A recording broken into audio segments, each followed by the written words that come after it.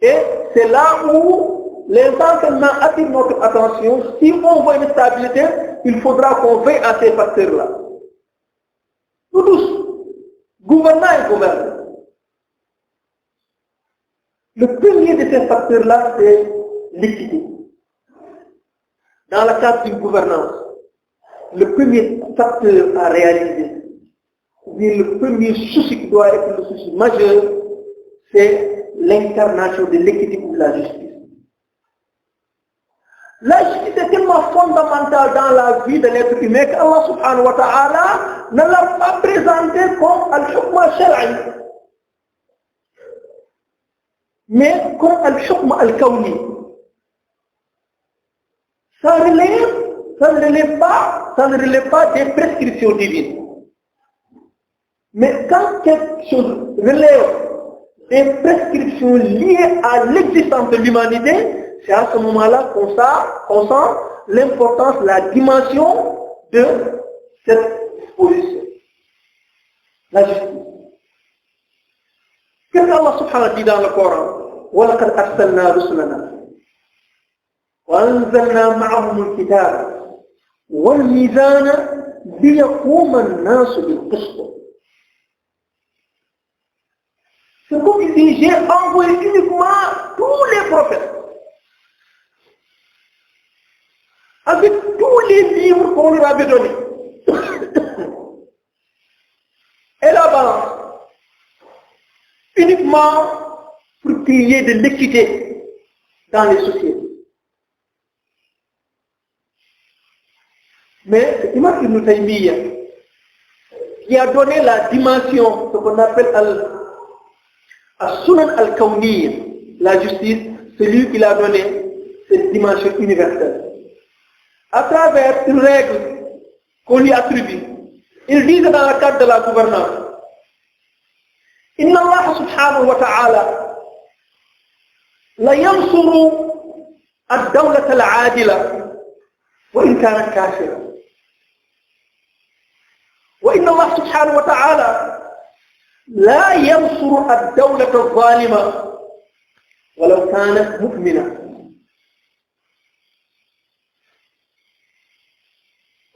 Ça fait partie des lettres de noblesse de Ibn Taymiyyah, rahimahullah. C'est un savant qu'Allah subhanahu wa ta'ala non seulement a donné du savoir, mais de la piété. De telle sorte qu'à travers les âges, quand on ouvre ces ouvrages, c'est comme quelqu'un qui vous adresse la parole aujourd'hui. Quelqu'un très dur contre l'injustice. Il ne négocie pas avec l'injustice. Mais très équilibré à travers les divergences que l'on constate entre les musulmans. C'est rare qu'il se prononce sur l'apostasie, ou bien ce qu'on appelle l'excommunication de quelqu'un, vu ses conséquences graves dans la société. Qu'est-ce qu'il dit dans cette règle-là? Il dit, Inna Allah subhanahu wa ta'ala, qu'Allah subhanahu wa ta'ala, la yamsur, apportera son soutien, son assistance à un état juste, fit-il mécréer. Fit-il mécréer. C'est-à-dire un état comme l'état français. C'est au nom de la laïcité, mais c'est la mécréance. Et les gens s'enorgueillent. Qu'est-ce qu'il dit? Il dit Allah subhanahu wa ta'ala apporte son soutien, son assistance à un état juste, un état où il y a ce qu'on appelle la piété.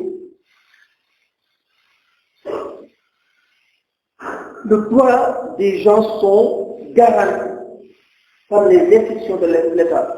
Peu importe votre statut dans la société, il dit ces États-là, même si c'est des États mécréants, Allah leur apportera l'assistance et le soutien. Au contraire, contrairement à un État injuste, comme c'est le cas aujourd'hui de beaucoup de pays musulmans. très injuste à l'égard de leur population. Et moi, je ne vous le cache pas, je n'ai jamais pensé il y a de cela 10 ans qu'un musulman peut commettre cette atrocité. Je ne vous le cache pas. C'est maintenant que je me rends compte que c'est possible. Avec ce qui se passe jusqu'à présent en Syrie. Ce n'est pas un petit pays. La Syrie fait partie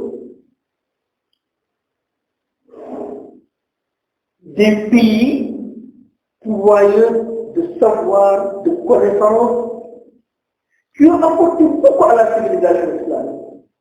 C'est rare de parler dans un domaine sans pour autant se référer à un érudit issu de cette compréhension.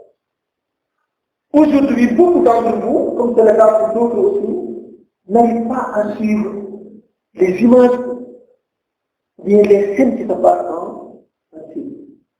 Je ne parle pas des causes qu'elles sont, mais je dis que c'est le musulman qui est là.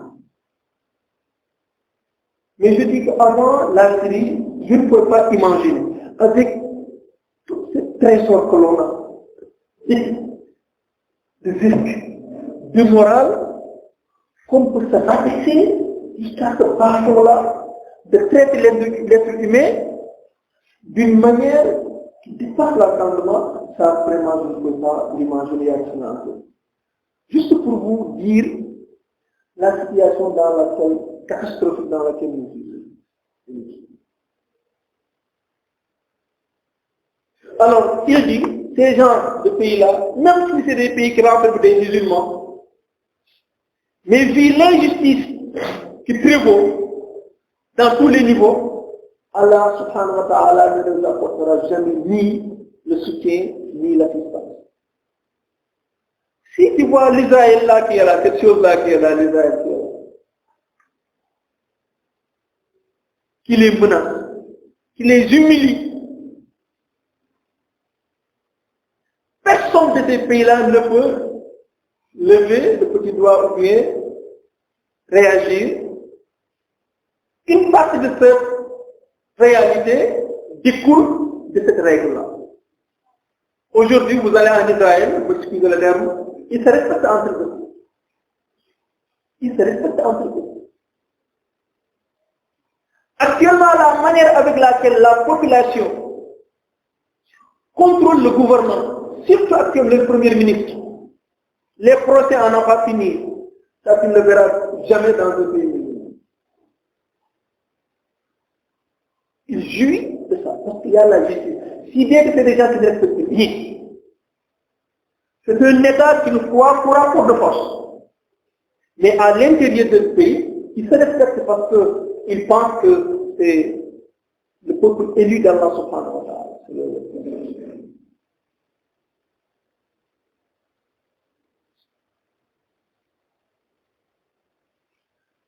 Ça pour je réitère en disant que du point de vue de la gouvernance, le premier facteur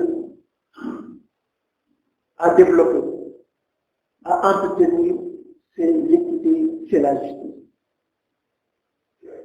Ce qui est fondamental.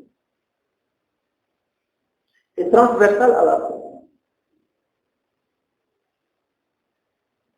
La deuxième dimension, ou bien le deuxième facteur de la stabilité du point de vue de la gouvernance, c'est un-nasiha. An-nasiha. Alors, le mot an-nasiha, on le traduit par donner des conseils à quelqu'un, prodiguer des conseils à quelqu'un. Quand vous traduisez ce mot-là en français, ça perd son contenu et sa dimension spirituelle. Vous allez vous en rendre compte si je vous donne le temps à Wolof pour ceux qui comprennent le Wolof. Quand je vous dis que dama la bëggoon laaye biir, dama la bëggoon laaye biir, c'est différent de dire à quelqu'un dama la bëggoon a xelal. Quand quelqu'un vous dit dama la bëgg laaye biir, ce que vous sentez avant qu'il parle, avant qu'il prononce, c'est que c'est quelqu'un qui est animé par la bonne foi. Quelqu'un qui veut partager avec vous des choses qui sont sincères. Ça, c'est ce qu'on appelle un nasiha. C'est pour cela le hadith dit ad-dinu an-nasiha. C'est comme la religiosité. Je ne dis pas la religion. La religiosité se résume à l'AEB, donner, prodiguer des conseils à quelqu'un. Et ceci vous le faites pourquoi? Vous le faites uniquement pour obtenir l'agrément d'Allah subhanahu wa ta'ala et conformément au hadith du prophète sallallahu alayhi wa sallam, au profit de qui? Au profit des gouvernants, les a'immatil muslimin, wa ammatihim et les citoyens. L'exemple que je vais vous donner, c'est un exemple que chacun de nous se rappelle. Il y a de cela un mois, on a vu ce qui s'est passé au Sénégal, qui a d'ailleurs surpris tout le monde. Moi, personnellement, je suis surpris. Je savais qu'il y a beaucoup de gens qui n'allaient pas dans ce pays-là.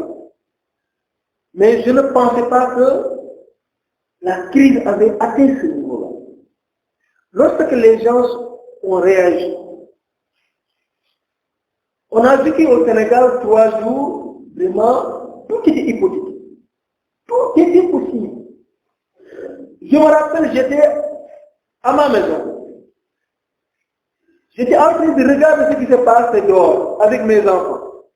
Il y a leur maman qui le disait rentrer, moi j'étais là sur le balcon en train de regarder. Il y a un jeune de rien du tout qui voulait me jeter des pieds, non, que je rentre.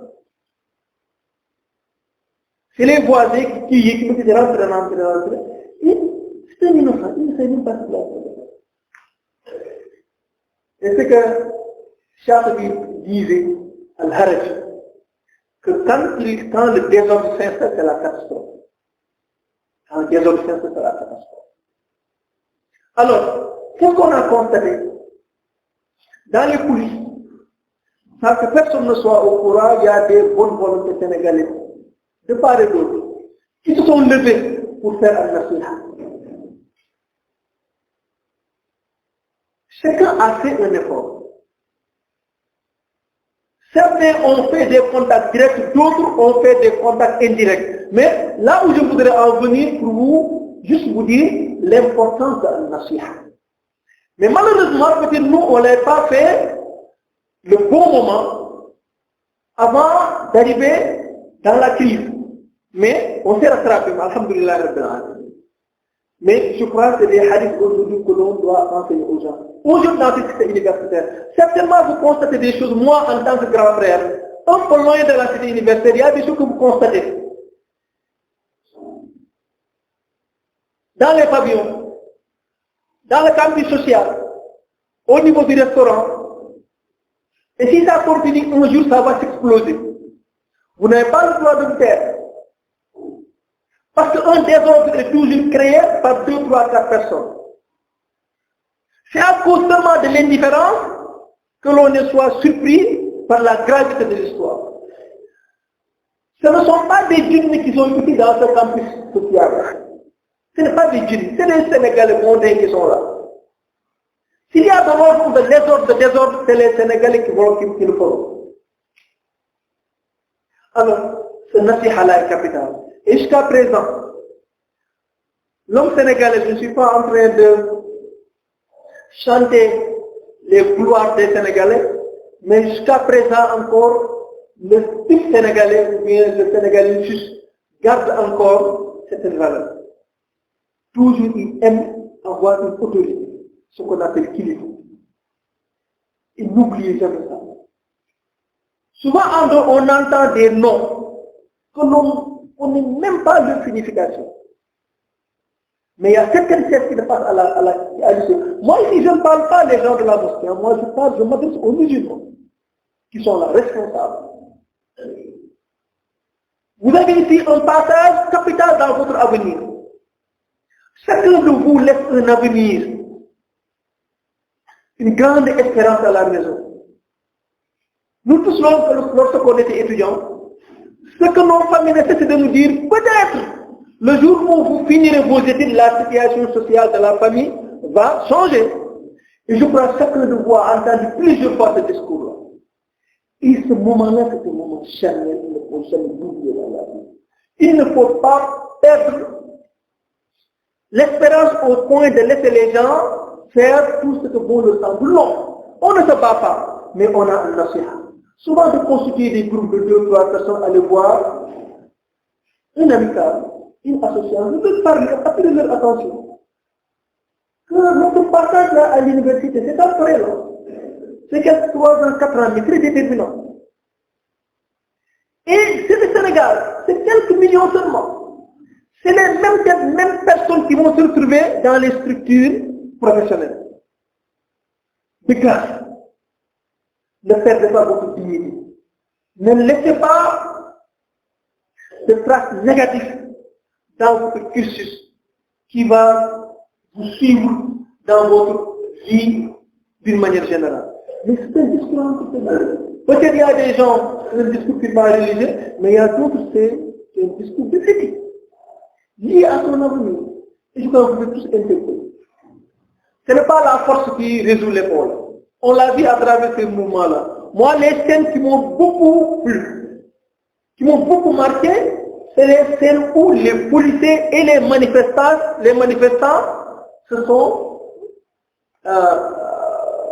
accordés à arrêter les jets de pierre et les lacrymogènes. C'est les scènes les plus pathétiques. Je vous dis une chose. Les sociologues le disent. Les Sénégalais n'aiment pas. Même s'ils ne le font pas, ils n'aiment pas l'injustice. Si vous constatez dans beaucoup de pays arabes, on ne nous prend pas comme des domestiques, on ne nous prend pas pour s'occuper de certaines tâches, c'est à cause de notre nature. Même ceux qui ont écrit de la traite négrière, les blancs disent qu'il faut éviter l'esclave sénégalais. La majeure partie des révoltes proviennent des Sénégalais. Ça, c'est gentil. Vous avez vu comment ils sont réactifs. Parce qu'il y a une accumulation d'erreurs, une accumulation d'abus, on a vu la réaction. Donc, je cite ces exemples-là pour vous dire que ce n'est pas avec la force que l'on arrive à maîtriser un Sénégalais, mais c'est à travers le dialogue. Et on a vu avec le dialogue, tout est rentré dans l'ordre. Mais avec la force, on n'a rien fait. Effectivement, il y a quelques prédicateurs qu'il faudra de la force. Mais ce que je n'avais pas jusqu'à présent, peut-être que vous allez m'expliquer ça. Moi, lorsque j'étais étudiant, on me jetait encore de lacrymogène. Il y a encore 30 ans, la situation n'a pas changé. Ça n'a pas 30 ans. C'est la même situation. Avant-hier, j'étais là à l'intérieur. J'entendais les caméras. Je me dis, qu'est-ce qui se passe encore?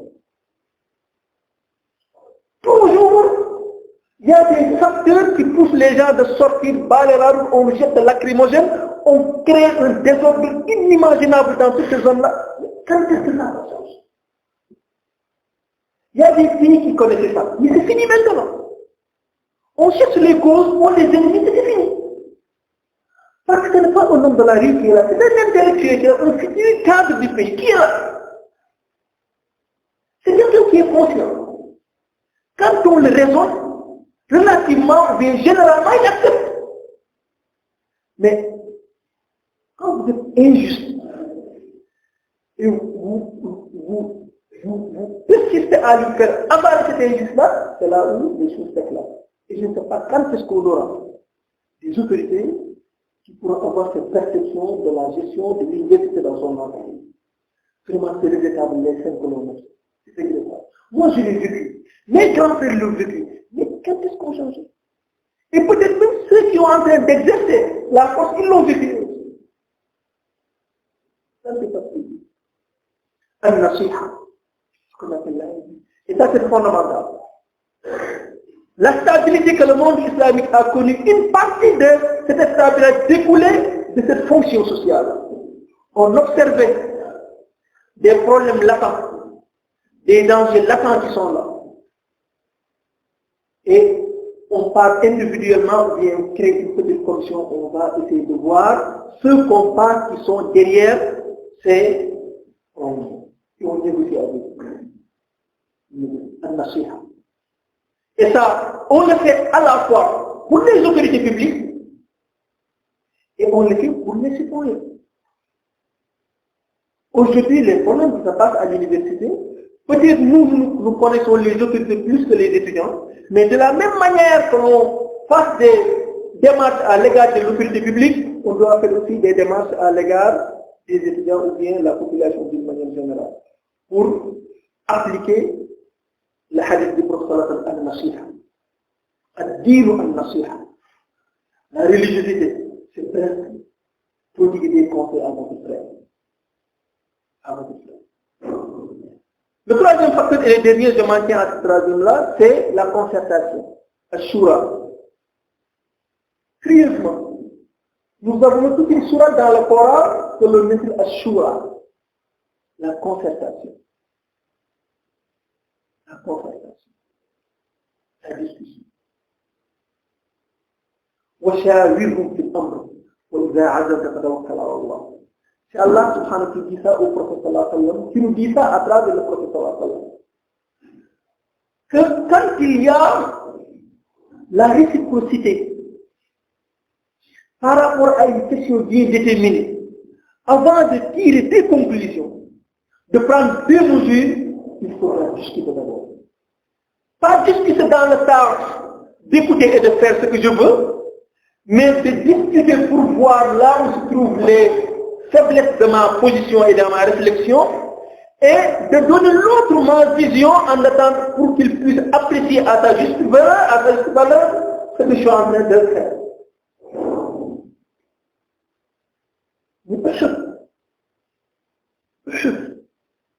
C'est très critique. C'était la deuxième bataille. La deuxième bataille. Le prophète sallallahu alayhi wa sallam avait opté pour qu'il reste à l'intérieur de Médine et attendre l'ennemi. Mais après consultation, discussion, échange, il a dit que la tendance se dégageait aux côtés de ceux qui veulent qu'on sorte de la ville et les affronter en dehors de la ville. Il s'est rangé. Il s'est rangé. Il ne s'est pas dit que je suis le prophète d'Allah subhanahu wa ta'ala. Il y a des choses dans la vie, ça ne relève pas de la révélation, mais ça relève juste de l'intérêt, du bien-être. Là, c'est l'expérience. Mais après la défaite, quand les gens commencent à se poser des questions, ils n'ont pas dit. Mais Allah subhanahu wa ta'ala, c'est bien ce que l'on murmure au fond de nous. Pourquoi ces défaites-là? Parce que les musulmans se considèrent au-dessus, après pas. Oui, oui.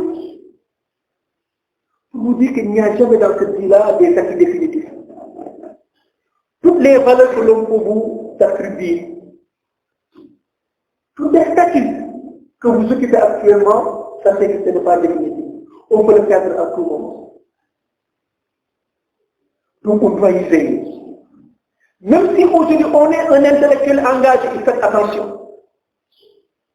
Faites attention. Faites attention. Tantôt c'est l'orgueil, c'est la vanité, tu es tellement orgueilleux, tu te vois au-dessus de tout le monde, ou tu oublies ce que tu portes comme message, tu te rabaisses devant l'autorité, tu es vendu, acheté, tu ne vois absolument rien. Donc que vous soyez intellectuel, que vous soyez un homme auquel on se réfère, de par ses qualités, de par ses comportements, de par ses attitudes, rien n'est définitif dans ce qu'il tant qu'on est encore vivant. أولما أصابكم مصيبة قد أصبتم مثلها قلتم أن هذا قل هو من عند أنفسكم.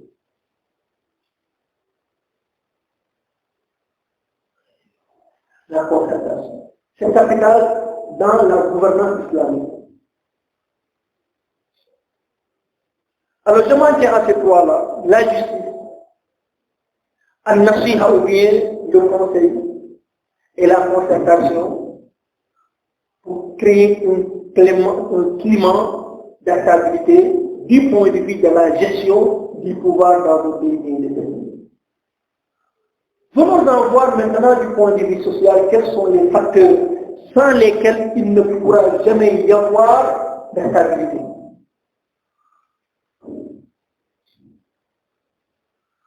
Le premier facteur, c'est la dignité de l'homme.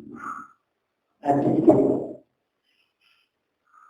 Le deuxième facteur, c'est la diversité. Le troisième et le dernier, le mérite.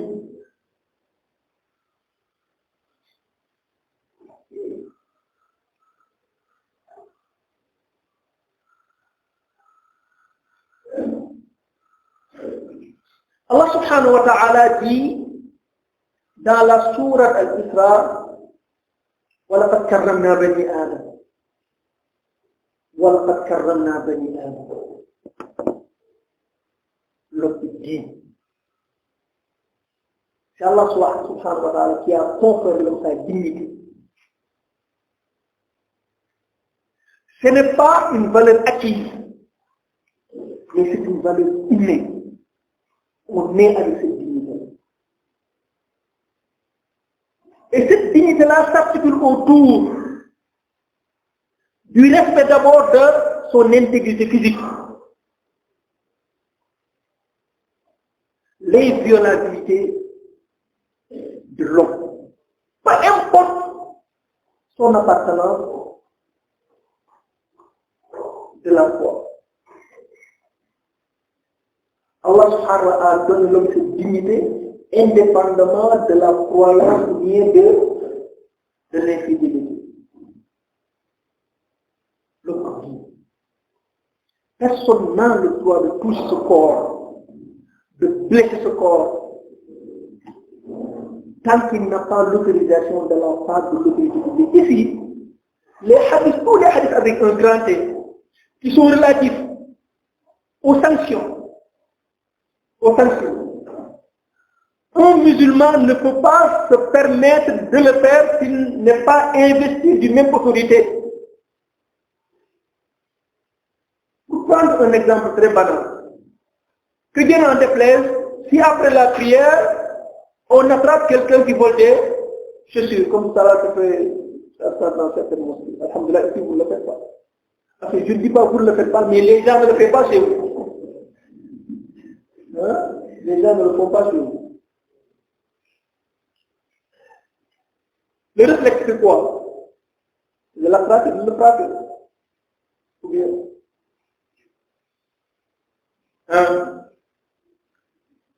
Je dis que Dieu n'en déplaise. Si on attrape un voleur qui est en train de voler les chaussures de l'imam, qu'est-ce qu'on fait de lui? On le prend, on le dépose au niveau de la sûreté, ou bien on le frappe un peu avant de l'amener.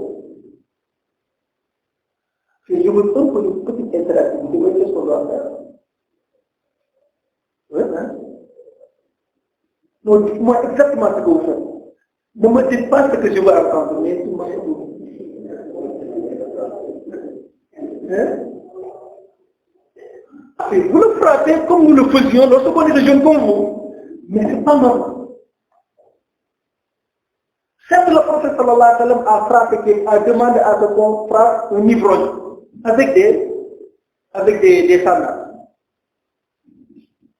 Mais ce que le prophète sallallahu alayhi wa sallam avait fait en tant qu'autorité publique, personne n'a le droit, après sa disparition, de le faire s'il n'est pas indice de la même mission.